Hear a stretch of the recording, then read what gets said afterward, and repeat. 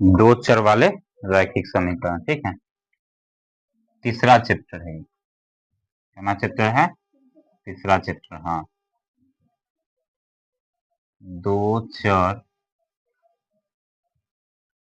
वाले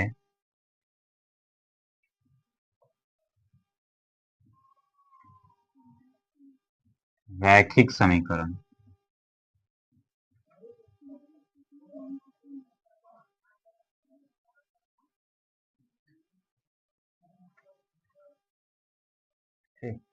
इसमें एग्जाम में मतलब लगभग 2 चैप्टर से बोले थे ना शुरू में कि ज्यादा क्वेश्चन पूछता है। एक नीति और एक दो चर वाले रैखिक समीकरण। इसमें से ऑब्जेक्टिव, सब्जेक्टिव और 2 नंबरी वाला, सब 2 मार्क्स वाला तीनों पूछता है, ठीक। लगभग 20 नंबर के पूछेगा। लगभग कितना नंबर के? 20 नंबर के। चलिए इसका मतलब समझो पहले कि दो चर, चर केकरा कहते हैं?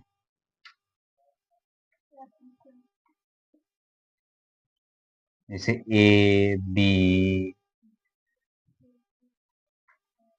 सी एक्स वाई जेड ना, ये सब क्या है? चर है। अक्षर 1 2 3 डॉट डॉट डॉट डॉट नहीं, यानी 1 2 3 संख्या है तो वो अचर हुआ। क्या हुआ? अचर हुआ। और जो A B C D alphabet है वो चर, ठीक। चर अल्फाबेट को कहते हैं A B C D E F G Z तक, ठीक है। कोई भी हो चर है। और अचर मतलब 1 2 3 है, ठीक है। चर के मतलब हम लोग समझ गए। अब है कि रैखिक, यहाँ पे लिखा हुआ है रैखिक। क्या लिखा हुआ है? रैखिक। रैखिक के मतलब क्या होता है? रैखिक समीकरण है ना, रैखिक समीकरण। रैखिक के मतलब क्या होता है?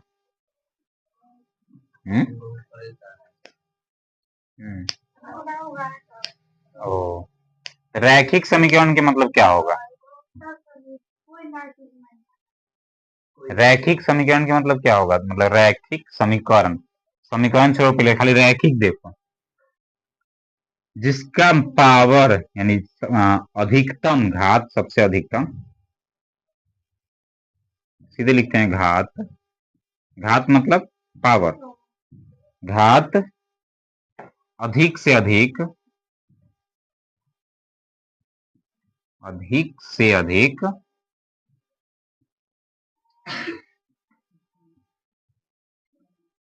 एक हो। कितना हो? एक। अधिक से अधिक एक। पावर मतलब क्या होना चाहिए? मैक्सिमम पावर एक होता है, वो रैखिक कहलाता है। सर ये क्या होता है? जैसे, जैसे देखो कि समीकरण लिखते हैं, क्या लिखते हैं? समीकरण, रैखिक समीकरण।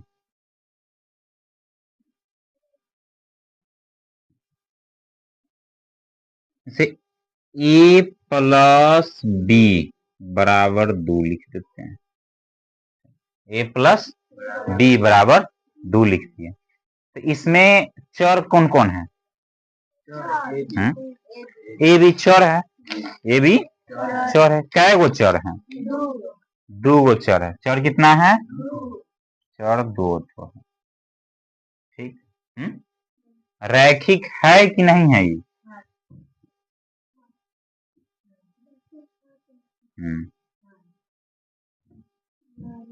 है। काहे है? क्या कि ए के पावर में 1 है, बी के पावर में भी 1 है ना, कुछ है तो कि ऐसा थोड़ी ना कि पावर में 2 है। जैसे कि ए के पावर में 2 प्लस बी के पावर में 2 बराबर 4, ऐसा नहीं ना है। पावर में 2 नहीं रहना चाहिए, 3 नहीं रहना चाहिए, 4 नहीं रहना चाहिए, 1 रहना चाहिए, तब वो रैखिक है। 1 रहेगा, पावर में कितना रहेगा? 1। क्या लिखे हैं कि पावर यानी घात अधिक से अधिक एक हो, पावर अधिक से अधिक कितना हो, एक हो, तो उसको हम रैखिक कहते हैं। ठीक है, अचर मतलब 1 2 3 4 5 6 7 8 9 10 अनंत चर, A B C D alphabet Z तक, तो चर हो गया। कितना समझ में आ गया? जल्दी लिखो, जल्दी लिखो।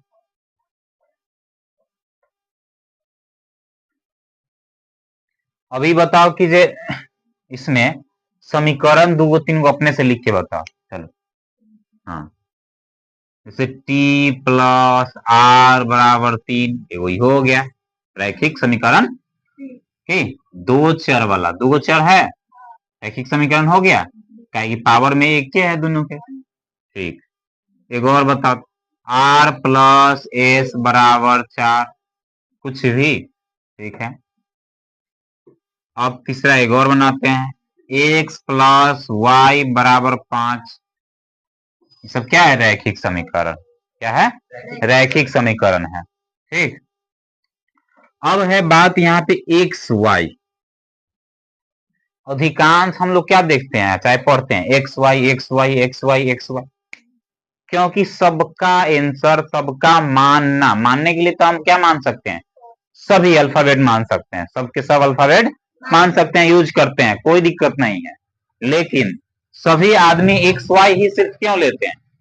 इसलिए लेते हैं, मान लेते हैं कि ज्यादातर एक्स वाई लेने से हम सभी साथियों का क्या हो, एक तरह का मान आए, अच्छा एक तरह का दिखने में लगे, ये सब एक के तरह के बनाए ऐसा लगे। ठीक है, इसीलिए हम अधिकांश तक क्या यूज करते हैं, एक्स वाई का यूज करेंगे। ठीक है, क्या यूज करेंगे? एक्स वाई का यूज करेंगे। तो लिख लो, समीकरण बनाते समय, समीकरण बनाते समय इंग्लिश अल्फाबेट के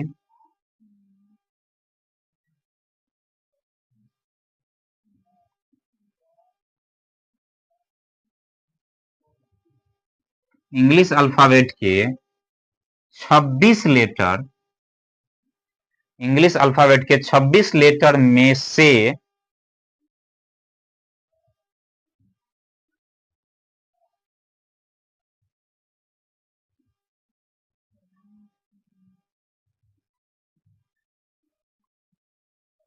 कोई भी यूज हो सकता है, कोई भी यूज हो सकता है,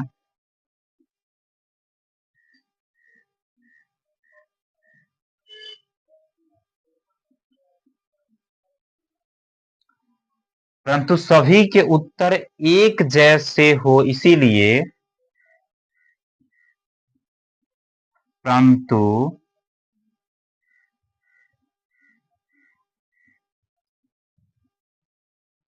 सभी के उत्तर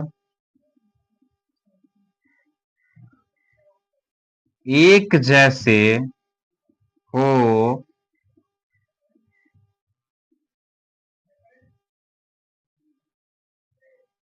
इसीलिए हम अधिकतर x एवं y का प्रयोग करेंगे, इसीलिए हम अधिकतर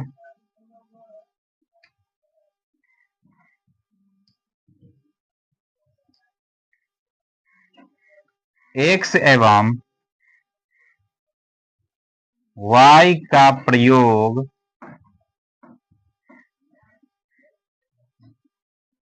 करेंगे। ठीक,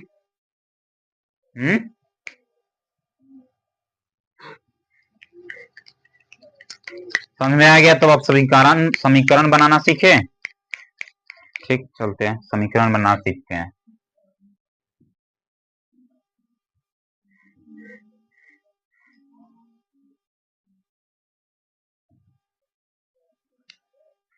क्वेश्चन देते हैं,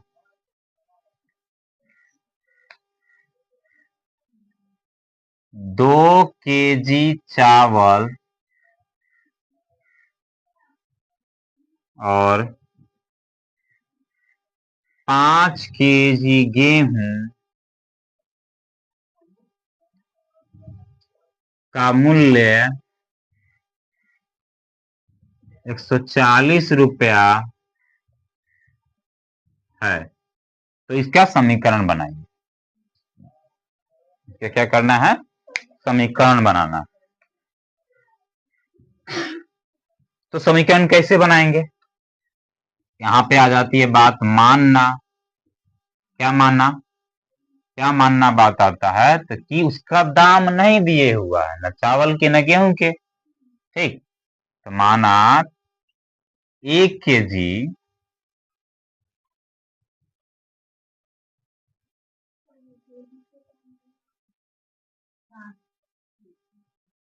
नहीं, 2 केजी चावल और 5 केजी गेहूं का मूल्य 140 रुपया, यानी दोनों का मूल्य है, दोनों के मिला के है। तो 1 केजी चावल का मूल्य बराबर x रुपया, पुनः 2 केजी, सॉरी 2 केजी कह रहे हैं, फिर 1 केजी गेहूं, तो गेहूं का मूल्य बराबर y रुपया मान लिए। जिसका नहीं दिया है उसे क्या किए? मान लिया।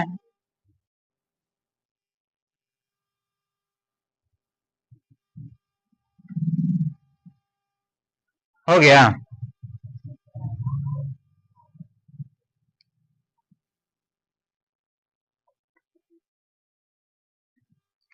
अब हम जानते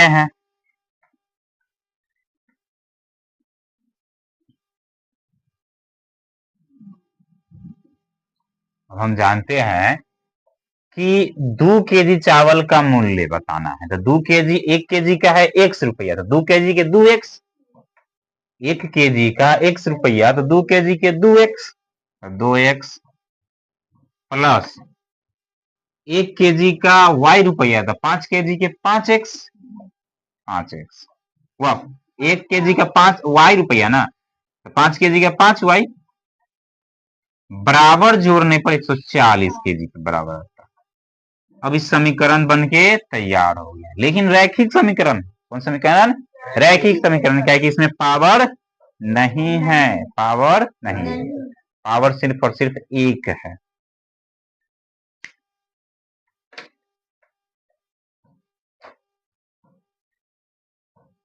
हो गया। एक और क्वेश्चन देते हैं।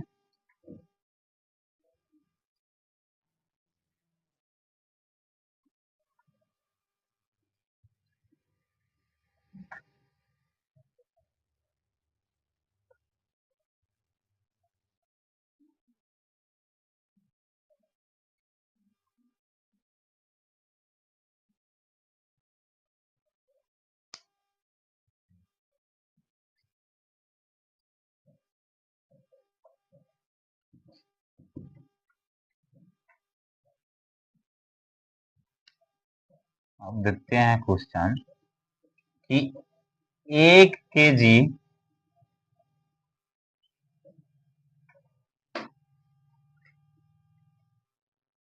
अंगूर का मूल्य, 1 केजी अंगूर और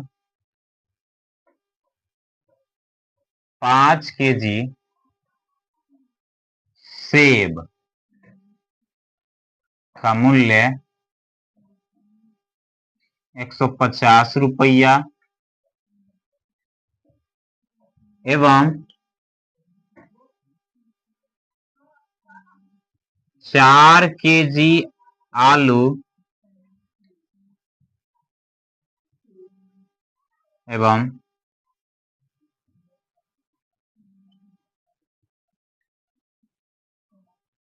7 केजी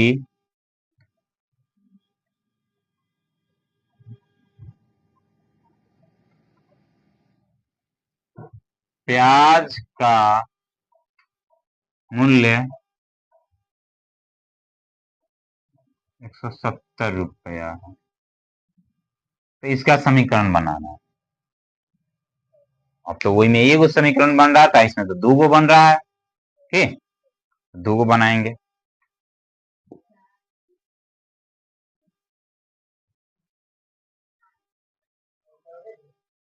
लेकिन इसमें गड़बड़ हो गया कि अंगूर अंगूरे रहने देते हैं, सेब सेबे रहने देते हैं, नहीं तो फिर दूसरा जेड वाई मानना पड़ेगा। अंगूर है तो अंगूरे रहने देते हैं, आई प्याज है तो प्याज को सेबे रहने देते हैं। हो गया, कहाँ कुछ होगा, कुछ नहीं चेंज किया, थोड़ा सा।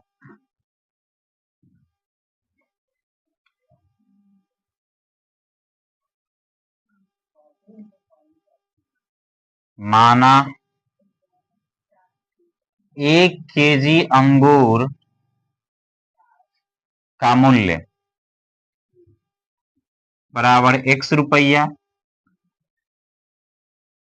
फिर उसी प्रकार 1 केजी सेब का मूल्य ₹Y। ठीक, अब हम जानते हैं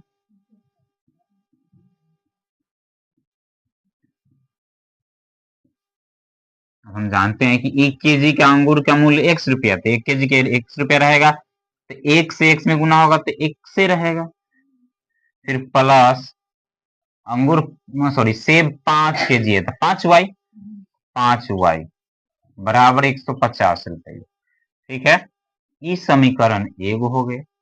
पुनः फिर से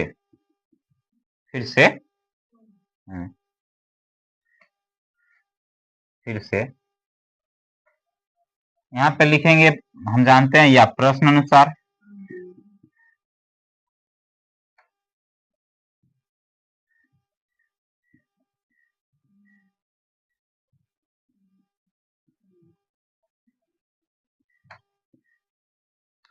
पुनः में क्या है कि 4 केजी अंगूर है तो 4X और 7 केजी सेब है तो 7Y बराबर ₹170। समीकरण 2। इस समीकरण बनाना हम सीख गए। ठीक, अब समीकरण को हल करना सीखना। समीकरण हल कैसे होगा, अब टॉपिक स्टार्ट।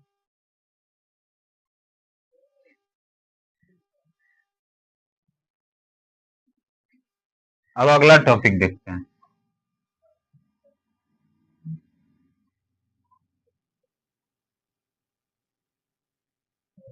ठीक, अब बोले हैं कि समीकरण को हल करना सीखेंगे।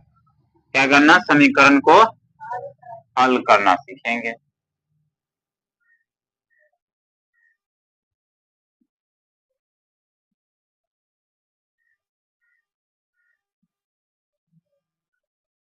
समीकरण को हल कैसे करते हैं सो सीखें।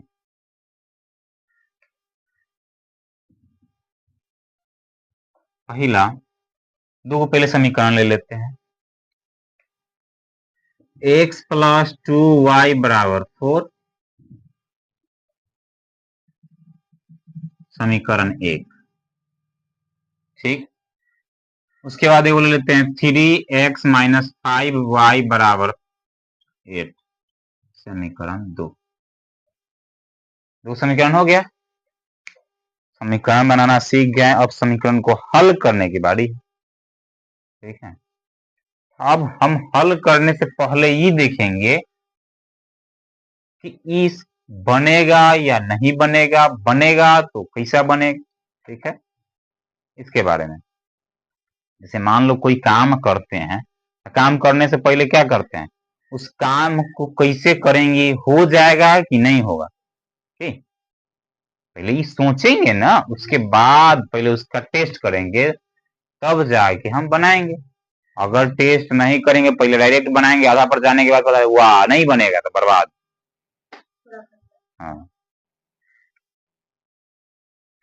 जैसे मान लो यहाँ से सीतामढ़ी तक रोड बनवाना, तो पहले सोचेंगे कि कथी कथी बीच में पड़ेगा, बन पाएगा कि नहीं बन पाएगा, बनाने के लिए कितना लागत होगा, क्या क्या करना पड़ेगा, सब व्यवस्था पहले सोचेंगे।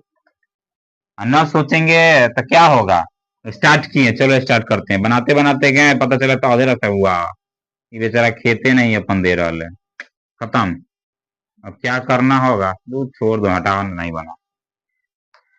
ओके, इसलिए पहले टेस्ट करेंगे कि बनेगा कि नहीं बनेगा, कोई भी चीज हो इसको भी हम क्या करेंगे, टेस्ट करेंगे। ठीक, तो पहले ये लिखेंगे,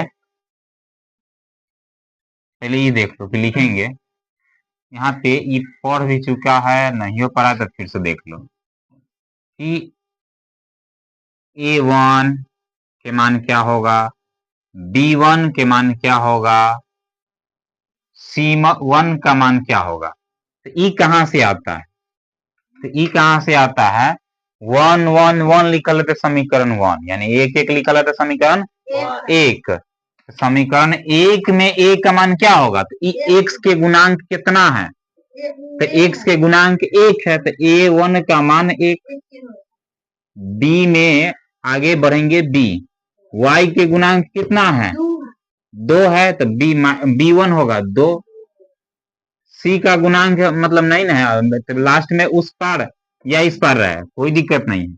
अगर आई पर रहेगा तो दोनों आई पर रहना चाहिए, अगर वही पार है तो दोनों वही पर होना चाहिए। बराबर के इस पार अगर है तो दोनों बराबर के इस पार रहना चाहिए, और नहीं तो बराबर के उस पार है तो दोनों बराबर के उसी पार रहना चाहिए।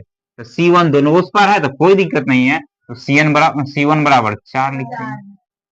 ठीक, अगला वैसे ये है B2 बराबर 3, एक्स के गुणांक 3 है तो 3। A2 बराबर सॉरी B2 बराबर -5 है तो -5। फिर C2 बराबर 8 है तो 8 लिखेंगे।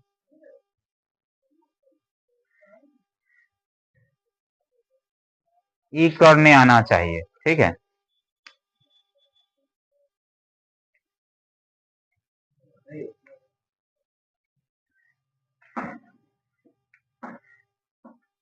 हो गया, तो अगला समीकरण के फिर बताओ मान, इसे 3x - 2y, अगला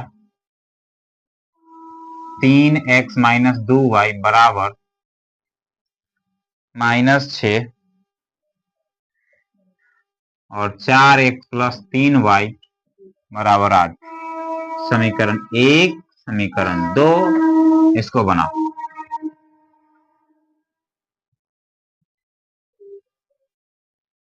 तो यहाँ पे क्या होगा, A1 कितना होगा, 3 होगा, B1 कितना होगा, -2 होगा, C1 कितना होगा, -6 होगा, A2 कितना होगा, 4 होगा, B2 कितना होगा, 3 होगा, C2 कितना होगा, 8 होगा। ठीक है, करने आ गया ना, बहुत अच्छा।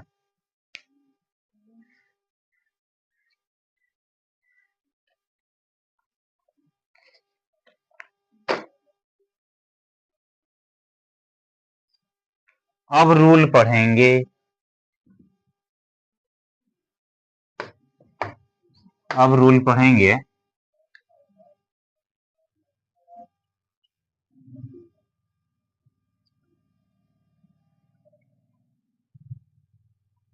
कि संगत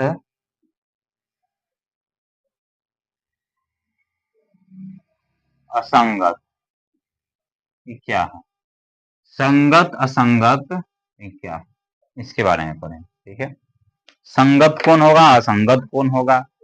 अब हमको बनाने से पहले पता होना चाहिए कि बनेगा कि नहीं बनेगा, संगत है कि असंगत है, संगत है कि असंगत है, इसको चेक करना होगा पहले ही है।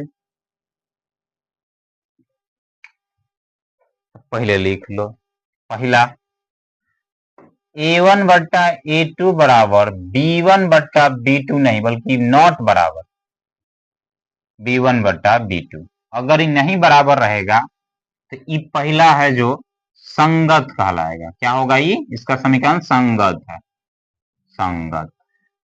ठीक है, दूसरा देखते हैं, A1 बट्टा A2 बराबर B1 बट्टा B2 बरा नॉट बराबर C1 बट्टा C2। ये असंगत है, असंगत है। तीसरा A1 बट्टा A2 बराबर B1 बट्टा B2 बराबर C1 बट्टा C2। फिर ये क्या है? संगत है। फिर ये क्या है? संगत है। लिखो जल्दी, याद रहना चाहिए। बताओ अभी याद हो गया? अगर दो A1 बट्टा A2 B1 बट्टा B2 बराबर नहीं है तो संगत। तो यहीं पे रुक जाएंगे, संगत है। क्या कि नीचे कोई नहीं है जो नॉट बराबर है, ठीक, तो संगत है। आगे चेक करेंगे, आगे चेक करेंगे तो अगर बराबर कहीं रहेगा तो फिर अगला तीसरा का चेक करेंगे। अगर तीसरा का बराबर नहीं है तो असंगत, अगर बराबर है तो संगत, बराबर नहीं है तो असंगत, बराबर है तो संगत। ठीक, ये रूल है, इसको याद रखना होगा। अभी याद हो गया? अगर अभी याद हो गया तो अच्छा बात है। A1 बट्टा A2 नॉट बराबर B1 बट्टा B2 तो संगत। A1 बट्टा A2 बराबर B1 बट्टा B2 नॉट बराबर C1 बट्टा C2 तो असंगत। अगर A1 बट्टा A2 B1 बट्टा B2 और C1 बट्टा C2 तीनों बराबर तो संगत।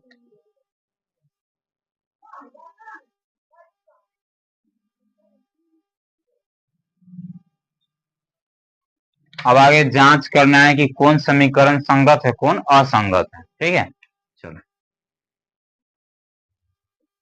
जांच करें कि निम्न समीकरण, जांच करें कि निम्न समीकरण संगत है या असंगत।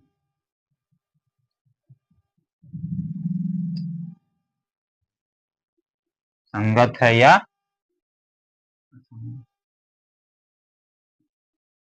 संगत है या असंगत है, इसको जांच करना। पहला क्वेश्चन, x प्लस 2y बराबर 3, x प्लस 2y बराबर 3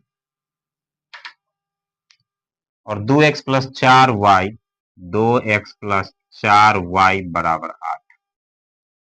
ये दो समीकरण है, इसको क्या करना है? बताना है कि संगत है या असंगत।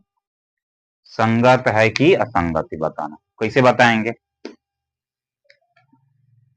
पहले तो हम लिखेंगे यहां पे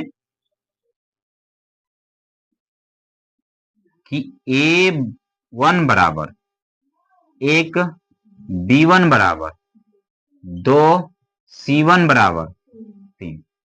फिर लिखेंगे A2 बराबर 2, B2 बराबर 4, C2 बराबर 8। हो गया। अब जांच करेंगे। क्या करेंगे? जांच करेंगे।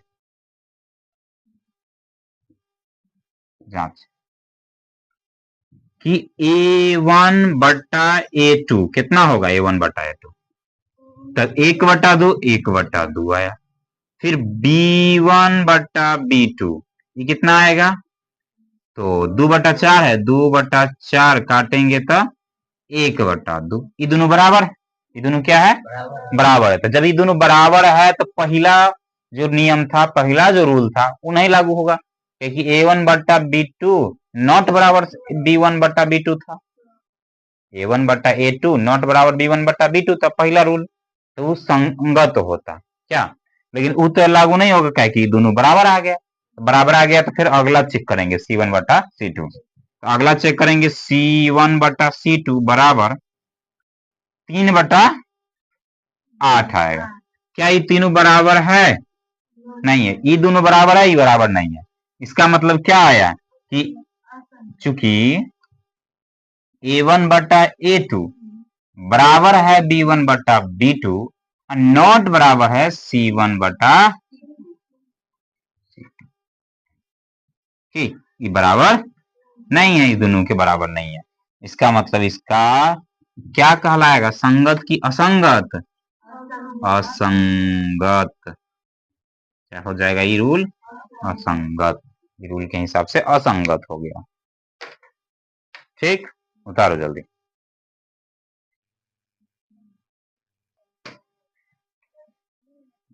अब दूसरा क्वेश्चन लिखो।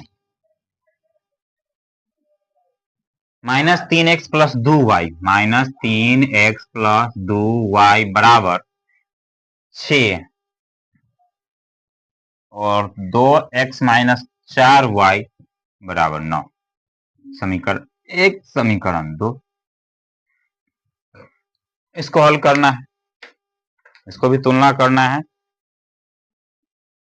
कि क्या है, संगत है कि असंगत है। इसके लिए फिर लिखेंगे यहाँ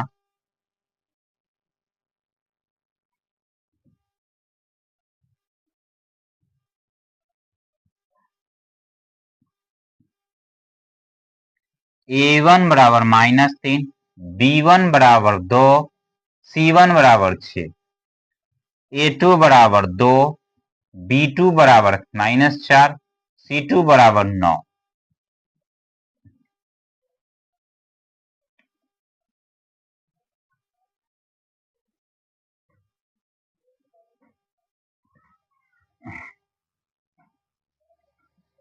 तुलना करने पर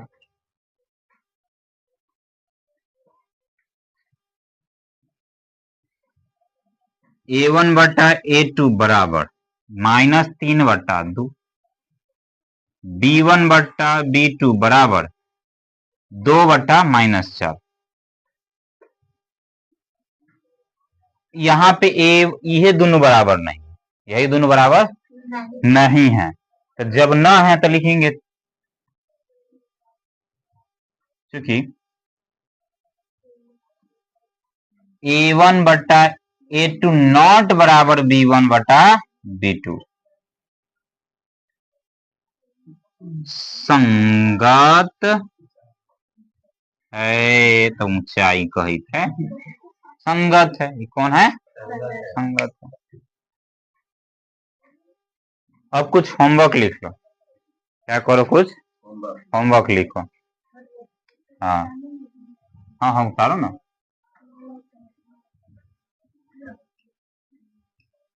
HW संगत या असंगत चेक करना है, ठीक है। x प्लस वाई बराबर 3, x प्लस वाई बराबर 3 और 2x प्लस 2y बराबर 6। दूसरा -x माइनस वाई बराबर -4 और -2x माइनस 3y बराबर -8। फिर तीसरा 5x माइनस 2y बराबर 10, 10x माइनस 4y बराबर 30।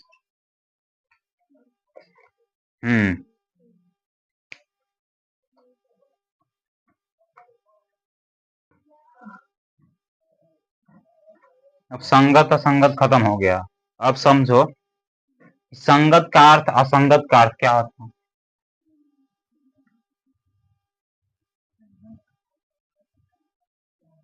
लिख लो। और असंगत का अर्थ,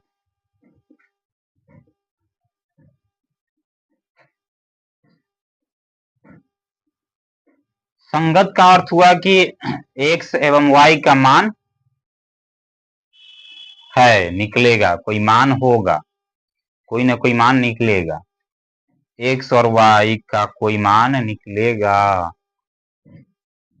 x और y का कोई मान निकलेगा, x और y का कोई मान निकलेगा। असंगत के मतलब कोई मान नहीं निकलेगा, कोई मान नहीं निकलेगा। इसमें x एवं y का, x एवं y का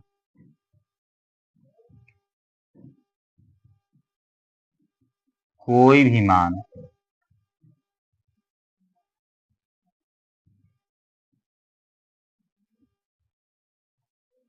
नहीं निकलेगा।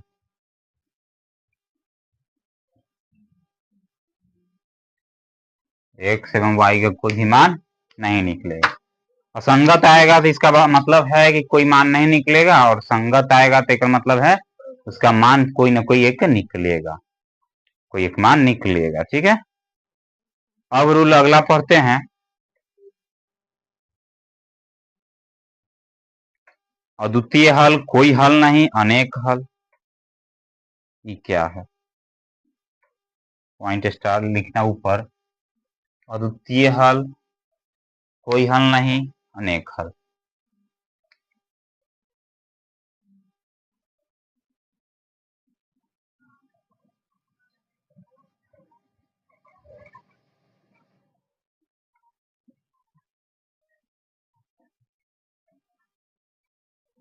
अद्वितीय हल, कोई हल नहीं,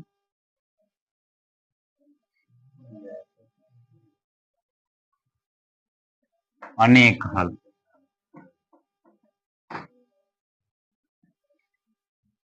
हेडिंग देना है अद्वितीय हल, कोई हल नहीं, अनेक हल। इसके बारे में पढ़ते हैं।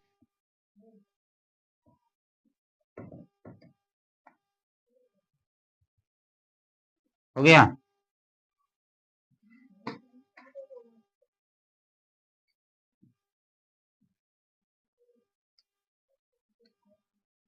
पहला रूल क्या था कि A1 बट्टा A2 नॉट बराबर B1 बट्टा B2। दूसरा था A1 बट्टा A2 बराबर B1 बट्टा B2 नॉट बराबर C1 बट्टा C2। तीसरा था A1 बट्टा A2 बराबर B1 बट्टा B2 बराबर C1 बट्टा। ठीक है, संगत, असंगत, संगत, ये ना पढ़े। ठीक, अभी हम क्या कहेंगे? संगत के मतलब है कि कोई हल निकलेगा, कोई हल निकलेगा, यानी कोई मान निकलेगा। असंगत के मतलब कोई मान नहीं निकलेगा, कोई मान नहीं निकलेगा। तो पहला में लिखेंगे, इसमें नॉट बराबर है जिसमें अद्वितीय हल, अद्वितीय हल, अद्वितीय हल। अद्वितीय हल के मतलब ये भी होता है कि कोई एक हल। क्या होता है? कोई एक हल, यानी केवल एक हल, केवल एक हल, यानी केवल एक हल। इसका मतलब ये भी होता है। अद्वितीय हल के मतलब कोई एक हल, उसका कोई एक मान निकलेगा। ठीक है, नॉट बराबर है यहाँ पे असंगत है, संगत नहीं है, इसका मतलब कोई हल नहीं निकलेगा, इसका कोई हल नहीं निकलेगा। तो लिखेंगे कोई हल नहीं, कोई हल नहीं, कोई सॉल्यूशन नहीं, कोई हल नहीं। ठीक है, कोई हल नहीं होगा, कोई हल नहीं होगा। अब लास्ट है तीसरा। अगर तीनों बराबर है, संगत है, तब क्या होगा? तब अनेक हल होगा। क्या होगा? अनेक हल।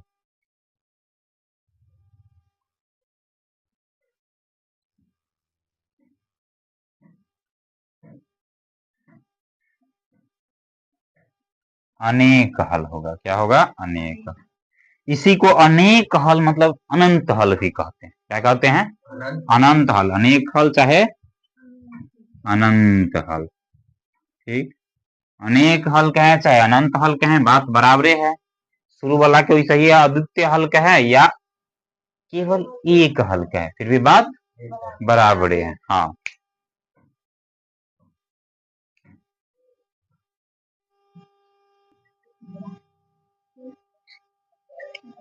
अब आगे क्वेश्चन देते हैं। बताइए निम्नलिखित समीकरण के अद्वितीय हल, कोई हल नहीं या अनेक हल। इसमें बताना है कि अनेक हल, कोई हल नहीं, अद्वितीय हल, तीनों बताना है। बताइए कि निम्न समीकरण में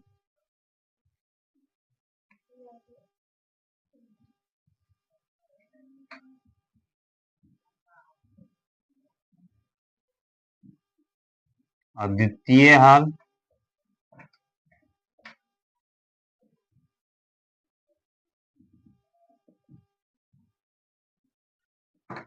कोई हल नहीं,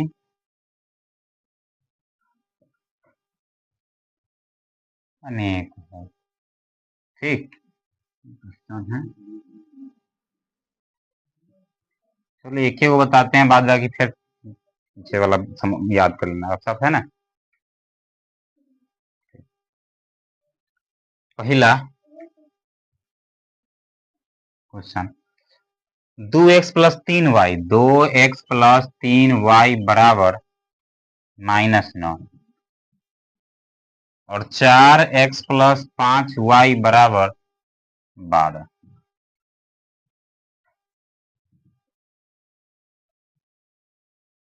इसमें फिर वही करेंगे, यहाँ a1 बट्टा पहले मान लिख लेंगे ना, a1 बराबर 2, b1 बराबर 3, c1 बराबर -9, फिर a2 बराबर 4, b2 बराबर 5, c2 बराबर 12। तुलना करने पर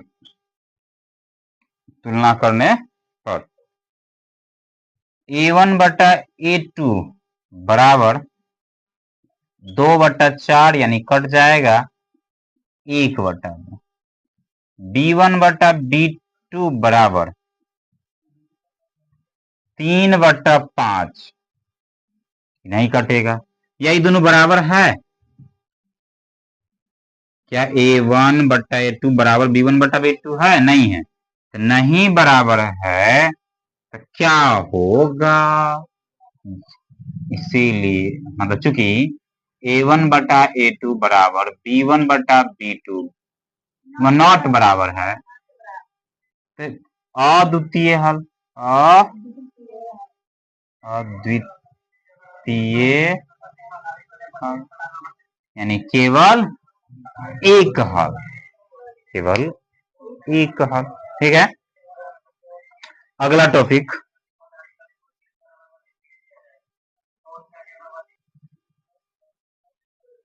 अब अगला टॉपिक,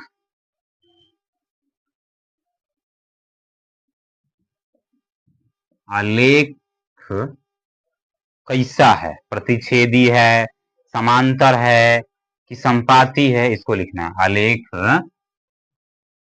प्रतिच्छेदी है कि समांतर है कि संपाती है, ये बताना है। ठीक है, यानी कैसा आलेख बनेगा। आलेख बनाने से पहले हमको बताना है कि कैसा आलेख बनेगा। तो वही बात फिर पहला, a1 बटा a2 नॉट बराबर b1 बटा b2, तो ये हो जाएगा प्रतिच्छेदी। क्या हो जाएगा? प्रतिच्छेदी। दूसरा, a1 बटा a2 बराबर b1 बटा b2 नॉट बराबर c1 बटा c2, ये आ जाएगा समांतर, समानांतर। ठीक है, और ये तीसरा, a1 बटा a2 बराबर b1 बटा b2 बराबर c1 बटा c2 बराबर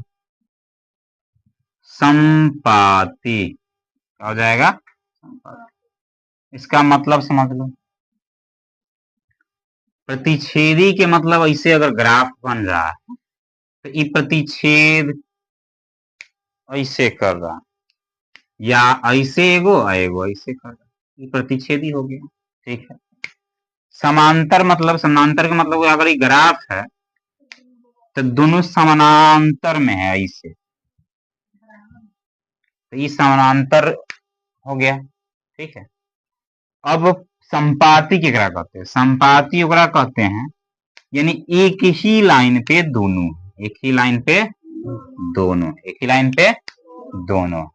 ठीक, दोनों समीकरण का मान एक ही लाइन पे होगा तो संपाती, समानांतर होगा तो समानांतर, प्रतिच्छेदी यानी क्रॉस की तरह होगा तो प्रतिच्छेद।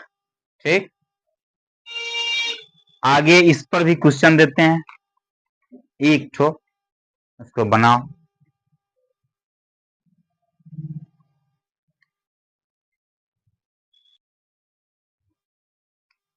चलो ये क्वेश्चन अब है कि x माइनस 2y बराबर 4, x माइनस 2y बराबर 4 और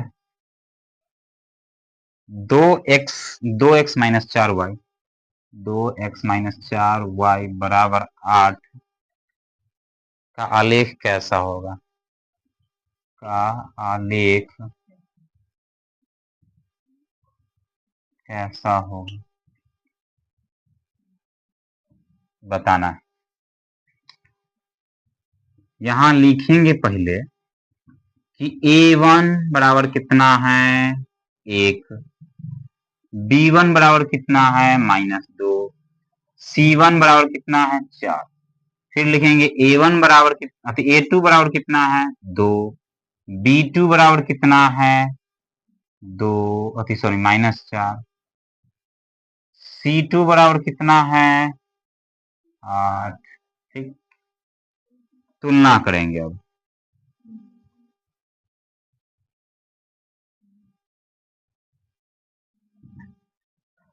तुलना करने पर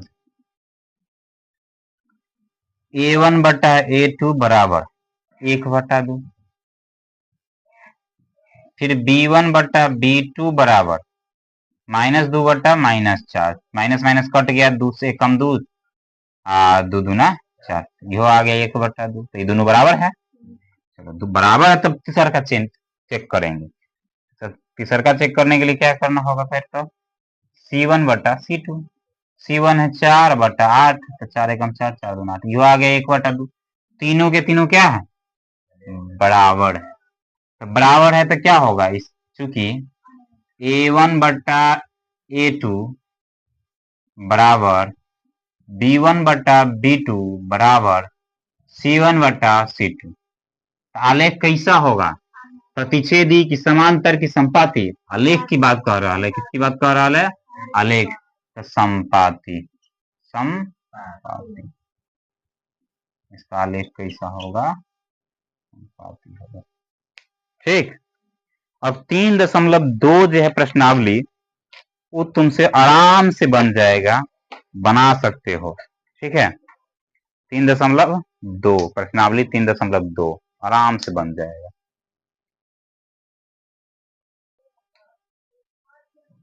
अब अगला समरी है, समरी बना देते हैं, वो याद कर लेना। ठीक, थोड़ा इधर से ले लेते हैं।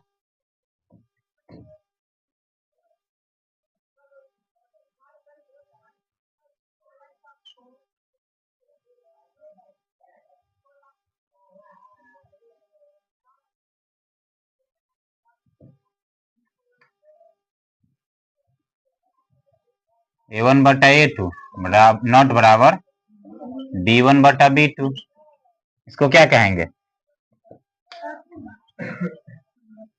हाँ संगत क्या संगत, संगत, और a1 बटा a2 बराबर b1 बटा b2 नॉट बराबर c1 बटा c2,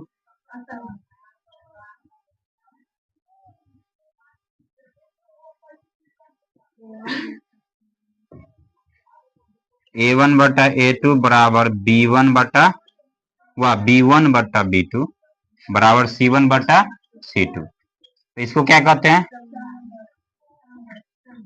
ठीक है, अभी बताओ, ये तो हो गया कि संगत है क्या संगत है। अब इसका हल, एक हल है अद्वितीय हल, एक हल कौन होगा, अनेक हल कौन होगा, किसी का कोई हल नहीं, किसका होगा, इसका, जे दोनों नॉट बराबर है पहला, तो वो अद्वितीय हल या एक हल,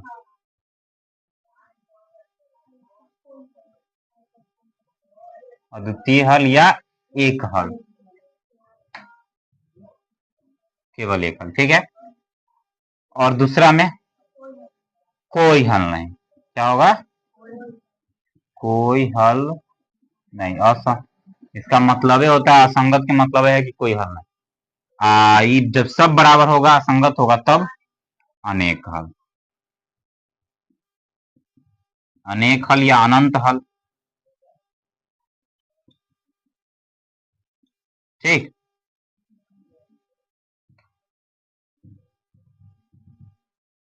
अब लास्ट क्या बताती, ग्राफ कैसा होगा, कभी ग्राफ कैसा होगा, तो बताओ, जब A1/A2 नॉट बराबर B1/B2 होगा यहाँ पे, तो कैसा ग्राफ होगा ये,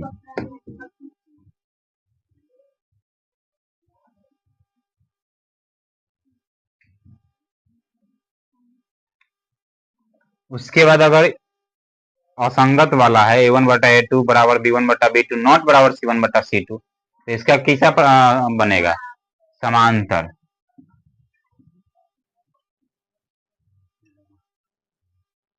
आई वाला लास्ट वाला, जब सब तीनों बराबर हो तब संपाती।